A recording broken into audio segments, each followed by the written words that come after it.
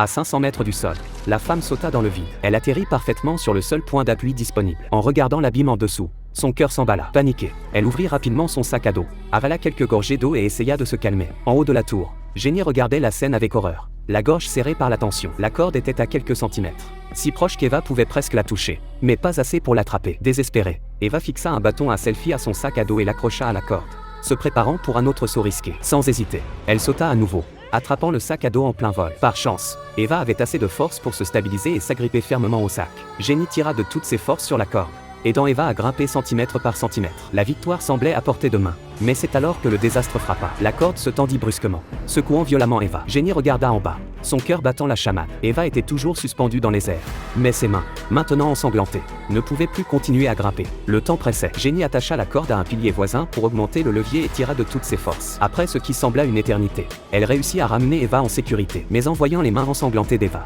Jenny fut submergée par la culpabilité et la tristesse. Au moins, elle était en vie. Jenny respira profondément, avala quelques gorgées d'eau, puis prit une décision. Elle sortit un morceau de papier de son sac, y écrivit un message de détresse avec leur position, et l'attacha à un drone. Mais au moment où le drone décolla, le destin frappa à nouveau, la batterie était presque vide. Jenny, désespérée, le rattrapa juste avant qu'il ne s'écrase. Elle l'avait miraculeusement attrapé, mais sans puissance. Il était inutile. Comme si cela ne suffisait pas, leur eau était épuisée. Les deux femmes étaient au bord de la déshydratation. Dans un dernier geste de désespoir, Eva remarqua une lumière de signalisation au sommet d'un poteau. Elle encouragea Jenny à grimper pour recharger le drone. Malgré une blessure à la jambe, Jenny entama l'ascension douloureuse, tandis qu'Eva la soutenait de ses encouragements, sa voix devenant une bouée de sauvetage. Après ce qui sembla une éternité, Jenny atteignit enfin le sommet du poteau. Avec précaution, elle détacha la lumière de signalisation et brancha le drone pour le recharger. Le drone s'alluma, et le cœur de Jenny se soulagea enfin. Elle le tenait avec soin, attendant que la charge se termine, chaque seconde semblant durer des heures. Mais juste au moment où le drone fut chargé, le désastre frappa à nouveau. Un vautour plongea soudainement vers Jenny,